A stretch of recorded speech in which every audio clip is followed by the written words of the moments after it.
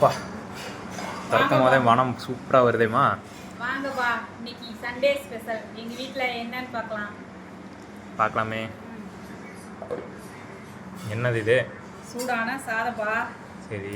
நல்லா சுட சுட ஆவி பிறக்க சாதம் வச்சாச்சு. சாரி, சூடான சாதம்ப்பா. அப்புறம் மட்டன் எலும்பு கறியெல்லாம் போட்டு மட்டன் தண்ணி குழம்பு நல்லா சதம் இந்த மாதிரி ஊற்றிக்கணும். மட்டன் குழம்புங்க, எலும்பு கறி குழம்பு. அதனால தான் திறக்கும் போது சூப்பர் ஸ்மெல் வருதா? நல்ல வாசனையாகவும் இருக்குது மட்டன் குழம்பு நிற்கிங்க. அப்புறம் பார்த்தீங்கன்னா இறால் தொக்கு.